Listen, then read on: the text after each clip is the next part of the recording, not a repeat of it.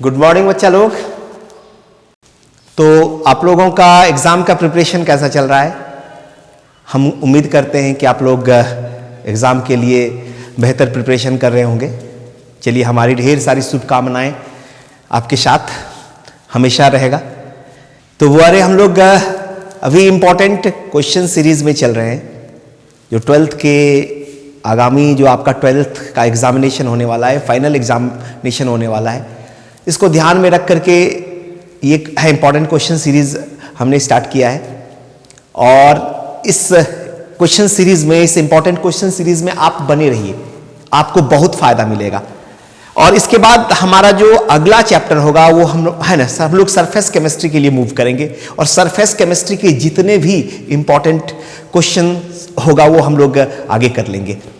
तो बुआरे, अगर हम इस पर्टिकुलर चैप्टर की बात करें केमिकल काइनेटिक्स की, तो यहाँ पर बुआरे हम लोग को जीरो ऑर्डर रिएक्शन, इसके integrated rate equation, first order reaction, इसके इंटीग्रेटेड रेट इक्वेशन, और आप जनरली अगर क्वेश्चन पेपर को देखते होंगे तो आप गौर कीजिएगा हमेशा कि फर्स्ट ऑर्डर रिएक्शन पर हमेशा अक्सर क्वेश्चन पूछा जाता है। आपके पेपर में हमेशा फर्स्ट ऑर्डर रिएक्शन पर न्यूमेरिकल्स प्रॉब्लम्स रहता है, तो हम लोग उस पर भी डिस्कशन करेंगे। इसके बाद एक्टिवेशन ऑफ एनर्जी है, सक्रिय ऊर्जा, इस टॉपिक को भी हम लोग पढ़ेंगे। ये टॉपिक भी एग्जामिनेशन के पॉइंट ऑफ व्यू से काफ़ी इंपॉर्टेंट है। अर्हेनियस समीकरण पढ़ना है, ठीक है, और अर्हेनियस समीकरण पर कुछ सवाल भी हम लोग कर लेंगे। तो वो चलिए हम लोग इस इंपॉर्टेंट क्वेश्चन सीरीज को आगे बढ़ाते हैं और हम उम्मीद करेंगे कि आपका एग्जाम का तैयारी ठीक है में ये लेक्चर काफ़ी मदद करेगा। ये सीरीज, इंपॉर्टेंट क्वेश्चन का सीरीज काफ़ी मदद करेगा। तो चलिए बुआरे, वीडियो में बने रहिए और बिना स्किप किए वीडियो को देखिए। अगर आपको लेक्चर समझ में नहीं आता है तो वीडियो को 2-3 बार रिपीट करके देखिए। तो चलिए बुआरे, आगे हम लोग बढ़ते हैं अपने अगले क्वेश्चन की ओर। तो चलिए बुआरे, हम लोग बिना समय गंवाए आगे बढ़ते हैं पहले क्वेश्चन के लिए।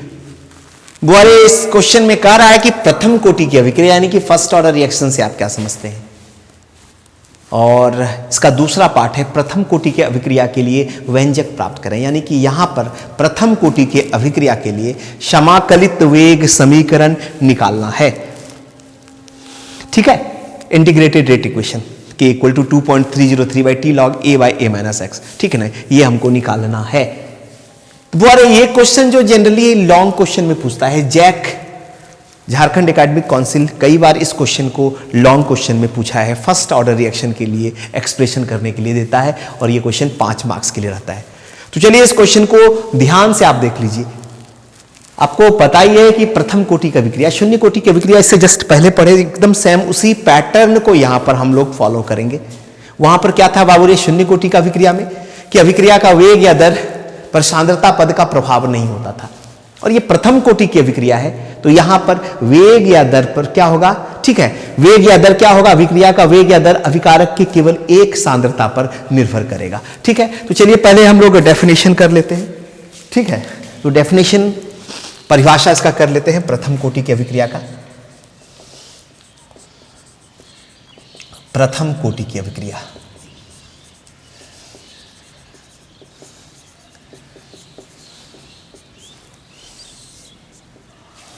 ठीक है। तो क्या लिखेंगे, वैसी अभिक्रिया जिसका वेग या दर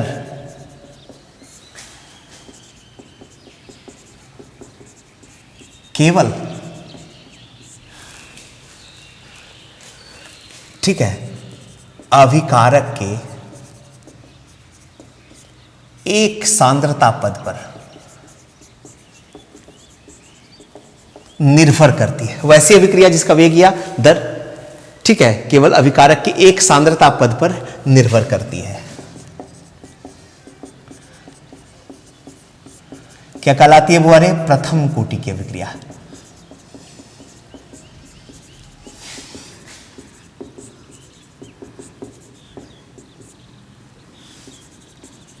बाबूरे, अगर हम प्रथम कोटि की अभिक्रिया की बात करें तो YouTube पर इसका डिटेल लेक्चर अवेलेबल है, बहुत सारे एग्जाम्पल भी, ठीक है, हम लोगों ने इसके लिए कर रखा है प्रथम कोटि अभिक्रिया के लिए।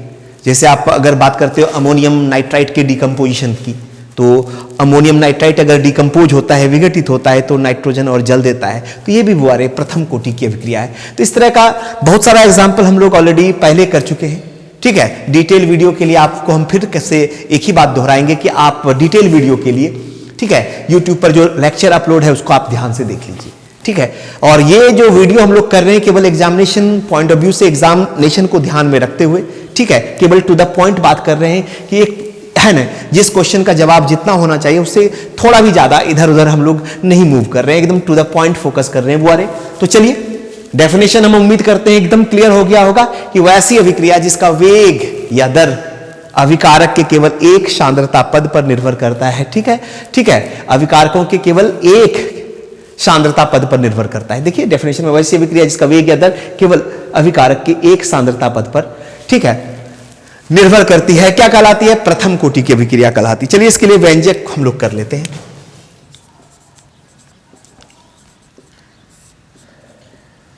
ठीक है, जिसका वेग या दर केवल अभिकारकों के एक सांद्रता पद पर निर्भर करती है। ठीक, तो चलिए व्यंजक देख लीजिए। ये ए अभिकारक है बुआरे और ये बी क्या है? उत्पाद है।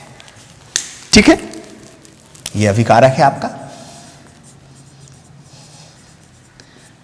और ये क्या है? उत्पाद। फर्ज कीजिए कि इसका प्रारंभिक सांद्रण A मोल पर लीटर है और जब रिएक्शन स्टार्ट नहीं हुआ है, यानी जब T क्या है? 0 है, तो उत्पाद नहीं बना है। ठीक है, अभिकारक का प्रारंभिक सांद्रण स्मॉल a मोल पर लीटर है और जब टाइम 0 है तो बुआरे उत्पाद नहीं बना है, मतलब रिएक्शन स्टार्ट ही नहीं हुआ है। T समय के बाद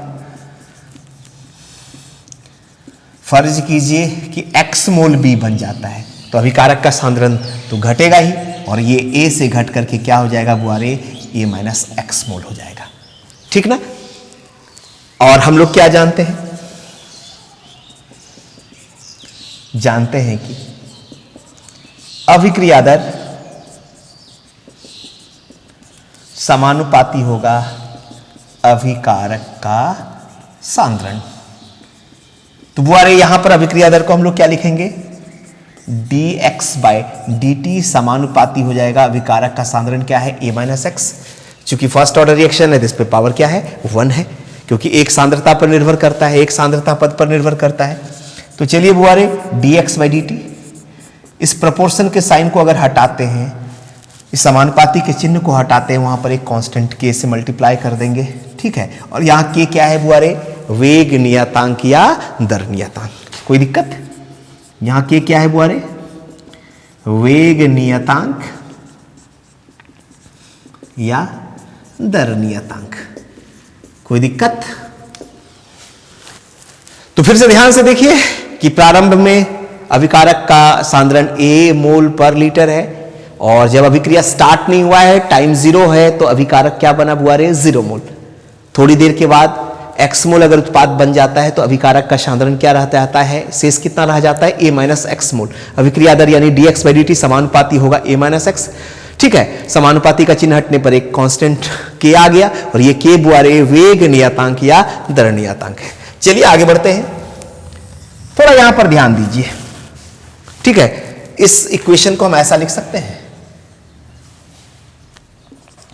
dx by a minus X equal to k dt।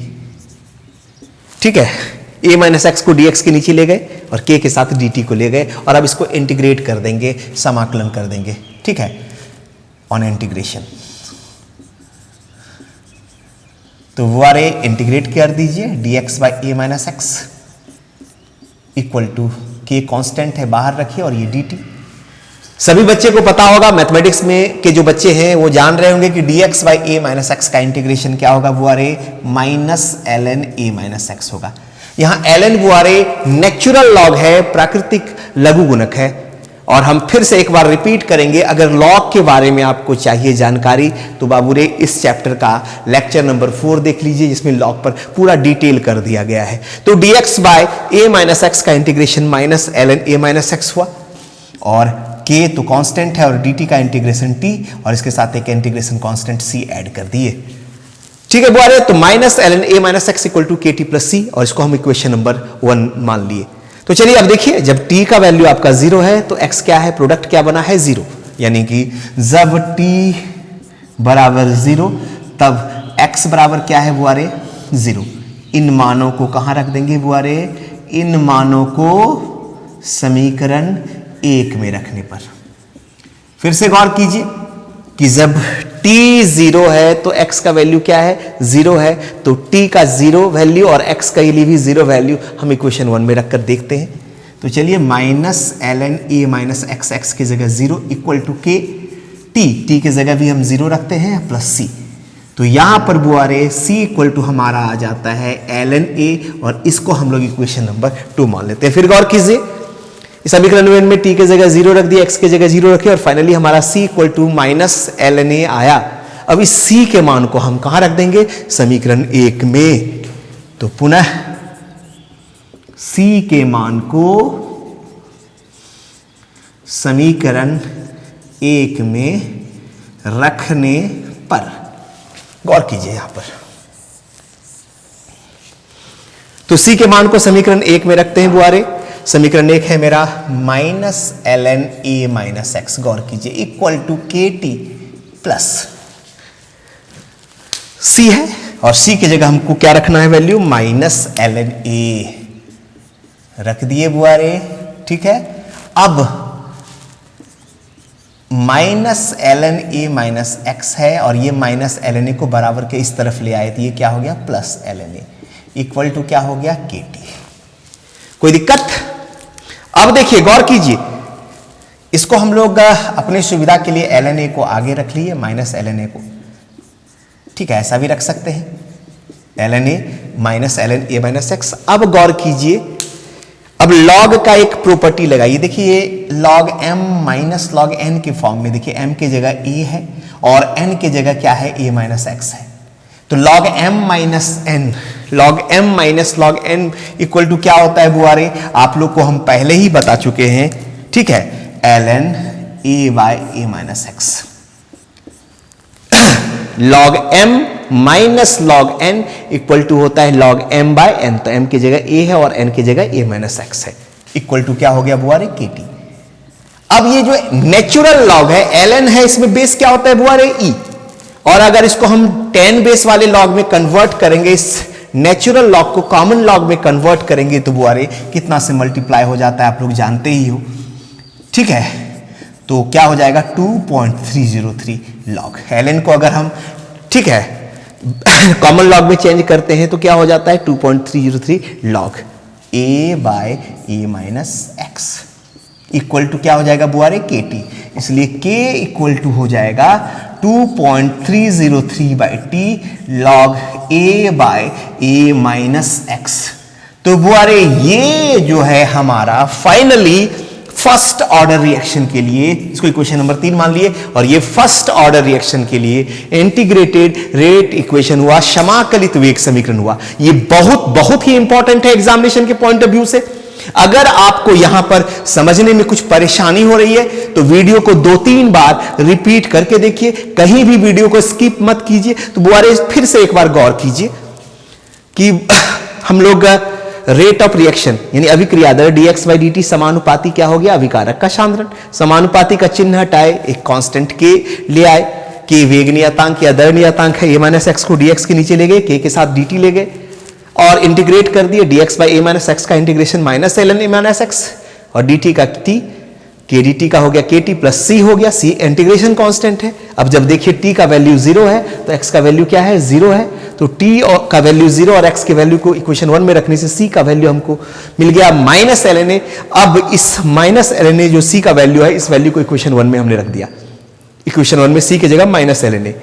अब माइनस ln a को बराबर किस तरफ ले आए, प्लस ln a हुआ। अपनी सुविधा के लिए ln a को आगे और ln a माइनस एक्स को बाद में, ठीक है, ln a minus ln a minus X equal to के टी। अब यहां पर log का प्रॉपर्टी लगाइए, log m minus log n equal to log m by n होता है। ln को अगर हम कॉमन log में चेंज करते हैं तो 2.303 से मल्टीप्लाई हो जाता है और फाइनली हमारा equation k equal to 2.303 by T log a by a minus X हो जाता है बुआरे।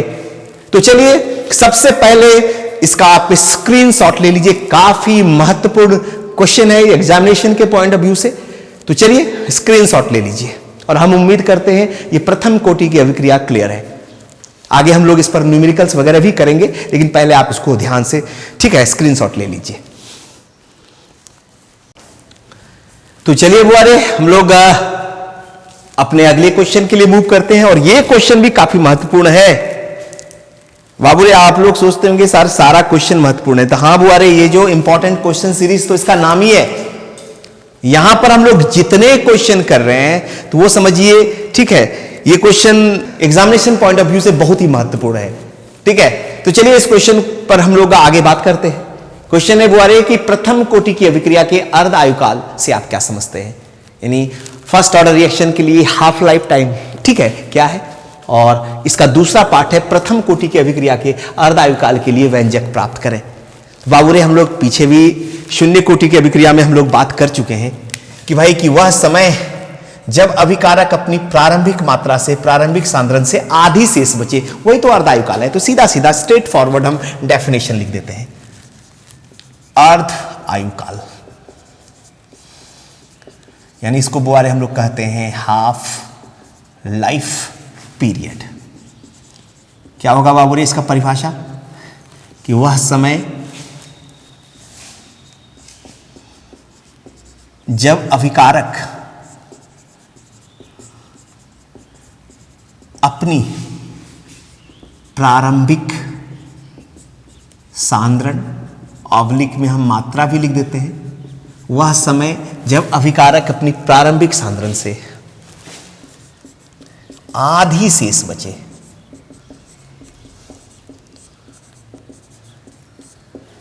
ठीक है, यानी कि आधा प्रोडक्ट में चेंज हो जाए, अर्ध आयुकाल कहलाता है। अर्ध आयुकाल यानी कि हाफ लाइफ पीरियड।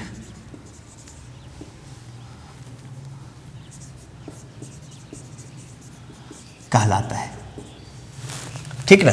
वह समय जब अभिकारक अपनी प्रारंभिक सांद्रण से आधी शेष बचे, अर्धायुकाल कहलाता है। बुआरे, इस अर्धायुकाल को हम लोग क्या चीज से रिप्रेजेंट करते हैं, इसे T/2 या T हाफ से सूचित करते हैं। बुआरे, यहां पर हम आपको एक और जानकारी देना चाहेंगे कि जनरली ये जो क्वेश्चन सीरीज हम स्टार्ट किए हैं हिंदी मीडियम के स्टूडेंट को फोकस करते हुए, ठीक है, क्योंकि हिंदी मीडियम के बच्चे ज्यादा हैं, ठीक है, और उनको ज्यादा आवश्यकता है। तो इंग्लिश मीडियम वाले बच्चे बोलेंगे सर इसमें हमारा क्या कसूर और हमारा प्रिपरेशन कैसे होगा।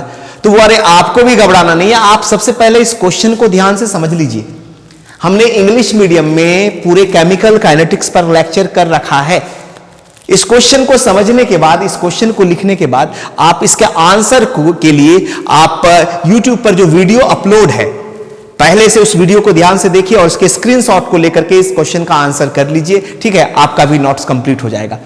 तो चलिए बुआरे, इस बात का ध्यान रखिए और अगर कोई परेशानी हो तो उस वीडियो को आप जरूर देखिए और उसका स्क्रीनशॉट लेकर के आप नोट्स तैयार कर लीजिए। तो ठीक है बुआरे, तो चलिए हम लोग इस क्वेश्चन की ओर मूव करते हैं। तो अर्धायुकाल तो क्लियर है ना कि वह समय जब अभिकारक अपनी प्रारंभिक सांद्रण से आधी शेष बचे, अर्धायुकाल कहलाता है और इसे हम लोग T हाफ या T/2 से सूचित करते हैं, ठीक है। तो चलिए अब इसके लिए व्यंजक कर लेते हैं हम लोग, व्यंजक।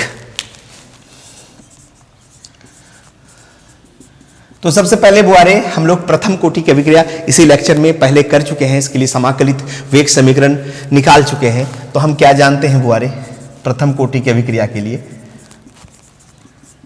K इक्वल टू क्या होता है बुआरे 2.303/T log A/A-x। अभी जस्ट इसी लेक्चर में अभी हम लोग तुरंत ये एक्सप्रेशन निकाले, ठीक है, वो उस इक्वेशन को हमने यहां पर रख दिया और बुआरे इसको हम इक्वेशन नंबर 1 मान लिए, ठीक ना। अब बाबूरे अर्धायुकाल के लिए T क्या हो जाएगा T हाफ और x का वैल्यू क्या हो जाएगा, x का वैल्यू क्या हो जाएगा, इस x का वैल्यू प्रारंभिक सांद्रण A का आधा, ठीक है। तो चलिए अर्धायुकाल के लिए क्या होगा,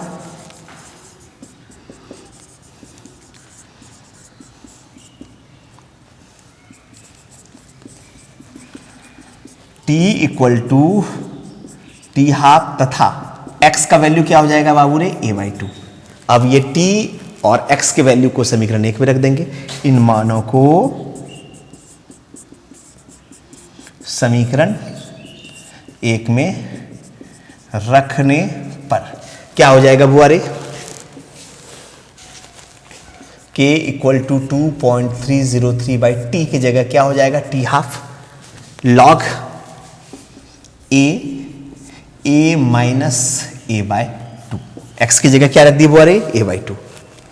तो इसको और आगे बढ़ाते हैं, 2.303 by T half log a में a माइनस 2 घटाएंगे तो क्या हो जाएगा? a बाई 2, और ये a और ये a कैंसिल हो जाएगा।